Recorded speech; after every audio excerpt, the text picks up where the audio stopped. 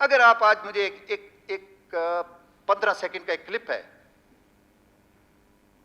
15 second का एक clip है, अगर मैं मुझे सुनाने की इजाजत दें तो आपको ये जो बलूचिस्तान के बारे में रखते हैं ना व्यूज, मुझे मेरी जाती रिक्वेस्ट है।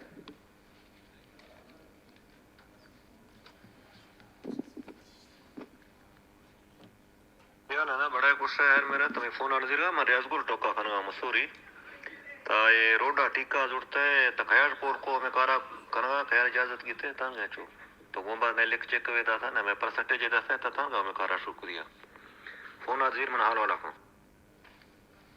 ये जो मैंने आपको क्लिप सुनाया है, ये यहां से 10-15 हजार किलोमीटर दूर स्विट्जरलैंड में बैठे हुए एक शख्स रियाजगुल, जो के नवाब बुगटी के पोते, मेरा ख्याल उसका नाम ब्राह्मदक है, ये उसके साथ है वहां पे। ये डेरा बुगटी के एक ठेकेदार को फोन कर रहा है कि तुमने मेरा कमीशन नहीं दिया, तुमने कैसे काम शुरू किया। ये कमीशन खोर ये बलूचिस्तान को क्या आजादी दिलाएंगे। ये आजादी होती है कि गरीब ठेकेदार को, ये रिकॉर्डिंग है, अगर किसी को इसमें शक व शुबा है मैं इसको फ्रांसिक कराने को तैयार हूं। ये दावे करते हैं कि हम बलोचों के मां बाप बने हुए हैं, हम बलोचों को आजाद करेंगे। ये रियासत जो है ना उनके हकूक खा रही है। जनाब, मैं आपको चैलेंज करता हूं कि रियासत के किसी जर्नल का या किसी ब्रिगेडियर का या आर्मी चीफ का आप मुझे सबूत दे दें कि वो उसने ठेकेदार से परसेंटेज ली हो, तो मैं इस रियासत को तस्लीम करना छोड़ दूंगा और मैं आपकी जो सो कॉल्ड आज़ादी है मैं आपके पीछे खड़ा हूंगा। ये एक मिसाल मैंने दी है। दूसरी मिसाल सुने, मेरे 2 खतरान इन्होंने उठाए जो कि बोर कर रहे थे डेरा बुगटी के इलाके में। 5 लाख रुपए रैंसम ब्राह्मदक ने लेके, उसके करिंदू ने लेके, जावेद नामी जो पहाड़ पे बैठा हुआ है, मेरे आदमी रिहा किया। मैंने रियासत को कहा, मैंने कहा आप बिल्कुल मुदाखलत नहीं करें। उन्होंने मेरे 2 आदमी उठाए, मैं उनके 4 उठाता हूं। हम एक दूसरे को बहुत अच्छी तरह जानते हैं, एक दूसरे की ताकत का भी हमें पता है कि कौन सी कौम, आपको मेरी कौम की ताकत का पता है, मुझे आपकी कौम की ताकत का पता है, हम हमसाए हैं। मुझे इजाजत नहीं दी गई, वो रैंसम उन्होंने अदा किया और आदमी हमारे रिहा हुए। ये 2 बिजली के खंबे। हालिया चंद दिनों में मैं लाहौर था, मेरा एक खंबा उड़ाया, शुक्र है वो बच गया, एक टांग टूटी। 3-4 दिन पहले इन्होंने उसको ब्लास्ट किया, फिर उठा और नीचे गिरा, अभी पाऊं तो उसके खत्म है, ऐसे खड़ा है। क्या इस मुकद्दस महीना जो आगे आ रहा है, जिसमें लोग इबादत करते हैं, तरावी पढ़ते हैं, कुरान पढ़ते हैं, ये कौन सा मजहब तुमको इजाजत देता है कि उनकी इबादत को खत्म करो। ज़राअत में तो पहले ही हम तबाह हैं, अंधेरों में आप हमें डुबो देना चाहते हैं, और उधर से आप आवाज लगाते हैं कि हम इस बलूचिस्तान के माई बाप हैं। नहीं, आप इस बलूचिस्तान के कातिल हैं, आप इस बलूचिस्तान के लोगों के कातिल हैं, गरीबों के कातिल हैं आप। अगर आप किसी को बेरोजगार करेंगे, उसके बच्चों को भूखा रखेंगे, तो आप उनके कातिल हैं। मेरी रोड बन रही है रखनी टू कोलू, बारखान टू कोलू, कोलू टू तली, पटाखे आके रख देते हैं, ठा उड़ा, ठेकेदार है बेचारा भाग जाता है। तुम में अगर ताकत है, मैं चैलेंज पे कहता हूं, जो भी ये कर रहा है मेरे हमसाये में, लामाला आपकी कौम को छोड़ के इस तरफ वाले हमसायों की मैं बात कर रहा हूं, मैं उनको चैलेंज पे कहता हूं, आप मेरे साथ जंग करो ना, मर्दों की तरह लड़ो। ये तो चोर चोर चोर ऐसे करता है, रात को चोरी करता है, भाग जाता है। मैं तुम लोगों को चैलेंज करता हूं कि आओ आप मेरे साथ जंग करो, और मेरी रोड, 2 रोडें बन रही हैं मेरे इलाके तक, जब तक बेकर रोड जा रही है, और इस तरफ आओ मेरे साथ। जो जिस किस्म की तुम जंग चाहते हो मैं तुम्हारे लिए तैयार हूं। रियासत को एक तरफ बिठाए, मैं कबायली जंग की बात कर रहा हूं, मैं रियासत को बीच में नहीं लाऊंगा। ना करें, मेहरबानी करें। ये आप अपने कमीशन खाते रहे। एक ठेकेदार की मिसाल दी है मैंने, एक्सियन को बुलाया, उसने कहा तमाम ठेकेदार जितने आधे से ज्यादा फेडरल के काम बंद पड़े हुए हैं, ये उस पे अपना कमीशन मांग रहे हैं। जो चल रहे हैं वो 10 से 15% दे के जो है ना इनको, वो अपनी जान अपने मजदूर बचाने के लिए इनको भत्ता दे रहे हैं। एक भत्ताखोर क्या किसी मुल्क को, किसी सूबे को आजाद करेगा? तुम तो खुद भत्तों पे पल रहे हो। मैं आज इस ऐवान के तवज्जुह से, आपने बजा फरमाया कि मुझे प्रेस कॉन्फ्रेंस करना चाहिए थी, लेकिन चूंकि मुझे आपकी मेहरबानी है कि आपने मुझे फ्लोर दिया, ये भी तमाम प्रेस यहाँ मौजूद है, मीडिया मौजूद है, मैं इनको गुजारिश करूंगा कि जो मैं कह रहा हूं हर्फ बार जारी करें, ताकि उनको पता लगे कि हम क्या हैं, हमारी औकात क्या है, और आम लोगों को पता लगे कि ये जो उनको वर्गला के हमारे नौजवानों को पहाड़ों पे ले जाते हैं, गलत किस्म की दावे और गलत किस्म की इनको तस्वीर दिखा के भूल भुलैयों में फंसा देते हैं, तो ये उनके लिए एक चैलेंज है। जनाब अली,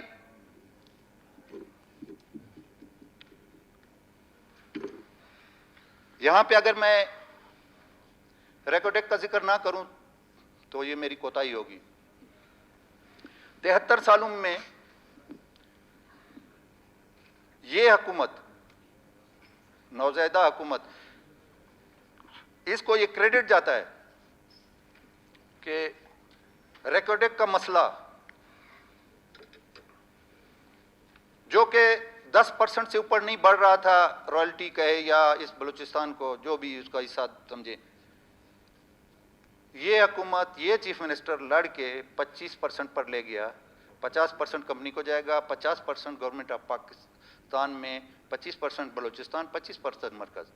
हमें कैसे 25% मिलेगा? मरकज को 25% कैसे मिलेगा? मरकज जितने भी जुर्माने हुए, जो भी अखराजात हैं, मरकज बर्दाश्त करेगा। सुबह 1 रुपया बोझ नहीं उठाएगा।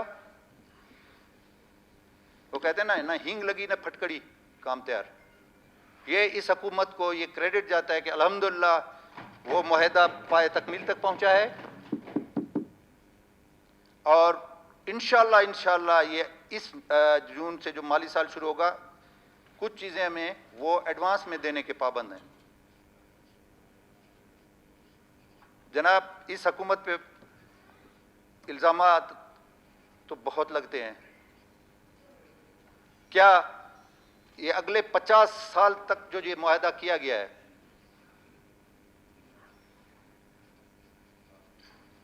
ये बलूचिस्तान की रीढ़ की हड्डी साबित होगा या नहीं? मैं इस ऐवान से, मैं लोगों से, मैं इस बलूचिस्तान के वासियों से ये सवाल करता हूं और वो मुझे जवाब दें।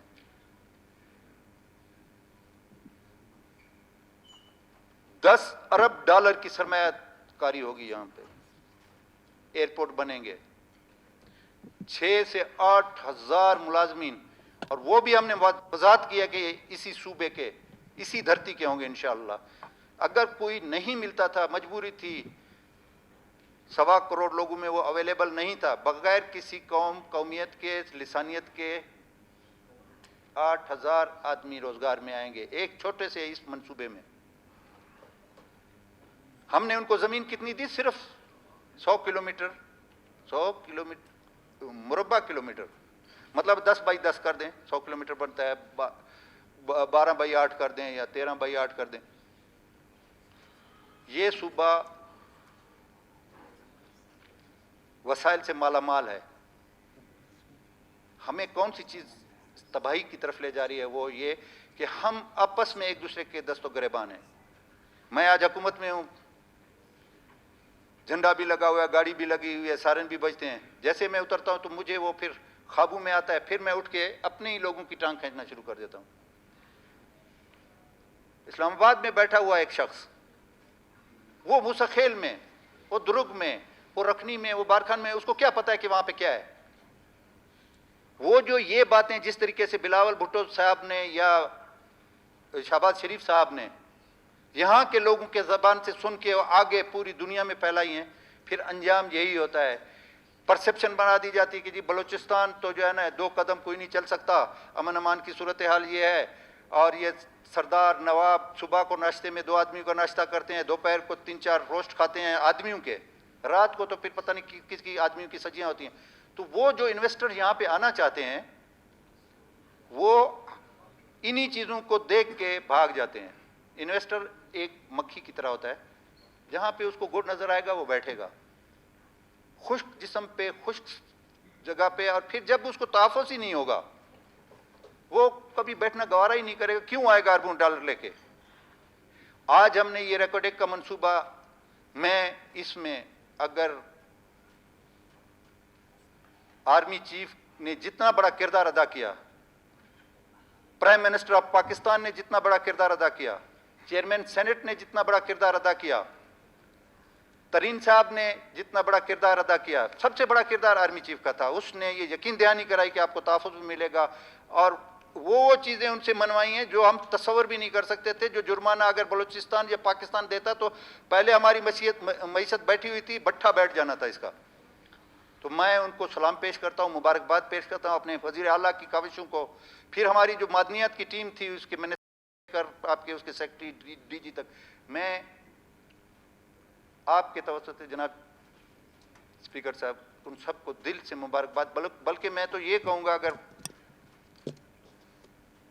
कहूँ तो इसमें मुबालगा नहीं होगा कि मैं बलूचिस्तान के छोटे बच्चे से लेकर बूढ़े तक सबकी तरफ से मैं उनको मुबारकबाद पेश करता हूँ कि ये बलूचिस्तान के लिए इतना बड़ा मंसूबा उन्होंने। आज इस मंसूबे को देख के आप इंशाल्लाह देखेंगे अगले 2-4 साल में किसकी हुकूमत होगी, किसकी नहीं होगी, और इन्वेस्टर आएंगे इधर, बलूचिस्तान में इन्वेस्टमेंट होगी, एक्सप्लोरेशन होगी, मादनियात निकलेंगी, और आप देखें कि इस तरफ से सीपैक, इस तरफ से रेकॉर्डेक, और फिर जो दूसरे मंसूबे आएंगे, तो बलूचिस्तान अगले 5-10 साल में इंशाअल्लाह, मैं अपने अल्लाह से दस्तबस्ता गुजारिश करता हूँ, दुआ मांगता हूँ कि हालात इसी तरीके से बेहतर रहें ताकि बलूचिस्तान खुशहाल हो। हम चाहेंगे जनाब स्पीकर साहब कि मरकज़ से हम गुजारिश करेंगे कि हमारी बुनियादी चीज़ें, बुनियादी ज़राअत है, जैसे कि मैंने शुरू में जिक्र किया कि ज़राअत और बॉर्डर ट्रेड, तो इसमें हमारे सूबे की पसमानदगी को देखते हुए हमारी मदद करें। हमें डेमो की सूरत में, रोड की सूरत में, और बॉर्डर ट्रेड पे जितनी भी सहूलियात दे सकते हैं आप, क्योंकि FIA या कस्टम ये फेडरल सब्जेक्ट हैं। हम गुजारिश करेंगे कि हम वफद भी लेके जाएंगे, CM साहब, हमारी काबीना इंशाअल्लाह प्राइम मिनिस्टर साहब के पास जाएंगे। हम गुजारिश करेंगे कि आने वाले बजट में, क्योंकि इसमें ये शायद मौजूदा हुकूमतों का आखिरी बजट होगा, ज़्यादा से ज़्यादा सहूलतें दें ताकि हम हर पार्टी अपने अवाम के पास जब वोट मांगने के लिए जाए तो कम से कम ये तो बताने के काबिल हो कि हम इतने डैम ले आए, इतनी रोडें ले आए, इतनी हमने बॉर्डर ट्रेड में जो पूरे एक मकरान डिवीज़न और आपका ये रक्षान डिवीज़न, तो 2 डिवीज़न इस पे, फिर उसके साथ साथ योब डिवीज़न, फिर इंटर प्रोविंशियल, इंटर डिस्ट्रिक्ट और इंटर सिटी, ये जितनी ट्रेड होती है, हमारी मईशत और हमारे बच्चे इसी के साथ गुजारा कर रहे हैं। अगर ये चीज़ें, इनमें सहूलत मिल जाए तो मैं समझता हूँ कि बलूचिस्तान की खुशहाली को कोई नहीं रोक सकता। यही जो आज पहाड़ों पे बैठे हुए हमारे बच्चे बैठे हुए, मैं उनसे गुजारिश करूँगा कि खुदारा आएँ, हमारे साथ कंधे से कंधा मिलाएं। आप 4 फौजी मार देंगे, आबादी इतनी बढ़ चुकी है, 8 फौजी लाइन में खड़े हैं भर्ती होने के लिए, लेकिन आप अपने घर की तरफ देखें ना जी। जब आप दूसरे के घर को आग लगाते, जब आपके घर को एक चिंगारी भी लगती है ना, तो आपकी माँ, आपकी बेटियां, आपकी बहनें क्या सफ़र करती हैं उनके साथ। इन नौजवानों से जिनको बहला फुसला के, जिनका मैंने किरदार आपको एक छोटे से एक क्लिप में बताया, और अगर इनको ज़रूरत पड़ी मेरे पास ऐसी बहुत सारी चीज़ें हैं, ये बताखोर और ये जो मैंने, हालांकि मेरा खून है, मेरे रिश्तेदार है, बुगटी, मरी सब, लेकिन हम इस धरती के हैं, इस धरती माँ ने हमें पैदा किया है। कुत्ता जिस जगह बैठता है उस जगह भी दुम से उस जगह को साफ कर लेता है, वो तो जानवर है। तो हम इस धरती की क्यों खैर ना मनाएं, इस सब्ज हलाली परचम की क्यों ना खैर मनाएं। मेरी गुजारिश है, मेरी अपील है उनसे, ये मौजूदा हुकूमत ने रोजगार के दरवाजे खोल दिए। मैं अपने डिपार्टमेंट में 4000 से ज्यादा नौकरियों पे भर्ती कर रहा हूं। इसी तरीके से मेरे दोस्त एजुकेशन बैठा हुआ है, एग्रीकल्चर बैठा हुआ है, स्पोर्ट्स बैठा हुआ है, फूड बैठा हुआ है, हर डिपार्टमेंट में। हाँ, ये मैं फिर चैलेंज पे कहता हूं, 4000 नौकरियां हम दे रहे हैं, मैं अपने डिपार्टमेंट की बात कर रहा हूं। एक ढेला अगर किसी ने रिश्वत का, मैं मुझसे लेकर मिनिस्टर से लेकर इसके बेटे, भतीजे, खानदान, बीवियां, माएँ बहनें जो भी हैं, उसके अलावा सेक्रेटरी, डीजी, जो टीमें कमेटियां बनी, 1 रुपया लिया वो काबिल जुर्म होगा। जैसे उसने बलूचिस्तान के एक घराने का खून किया है, 302 का वो मुजरिम होगा। और मैं हल्फ पे यहाँ पे कुरान को हाजिर नाजिर करके कहता हूं कि अगर मेरे इल्म में भी आया, मैंने बता दिया अपने सेक्रेटरी को भी, डीजी को भी, सबको बताया हुआ है कि 1 रुपए की भी कहीं से भी करप्शन की आवाज आई मैं नहीं छोड़ूंगा। और अगर मेरी थी तो मैं सीएम साहब से गुजारिश करूंगा कि उसी टाइम मुझे सैक करे और मेरे ऊपर एफआईआर काटे। तो मैं उनसे गुजारिश करता हूं, आए, रोजगार के मौके खुल गए हैं, अपनी माओं को आखिरी उम्र में माँ बाप को ना रुलाएं, क्योंकि जिस घर में लाश पहुंचती है ना जी, उस घर के माँ बाप, भाई बहनों पर जो गुजरती है वो तो मर चुका होता है, उसकी तो दुनिया खत्म हो चुकी होती है, बाकी की दुनिया लुट जाती है। वो सारी जिंदगी जब तक के जिंदा होते हैं रोते रहते हैं। तो मेरी गुजारिश है उनसे कि क्यों अपने घरों को बर्बाद करते हो।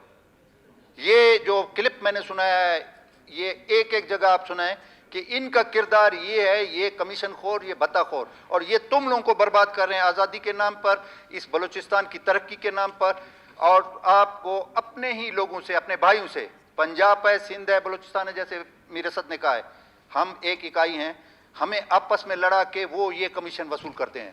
तो आखिर में मैं आपका बहुत शुक्रगुजार हूं कि आपने मुझे इतना टाइम दिया। यही मेरी अपील है। Thank you very much.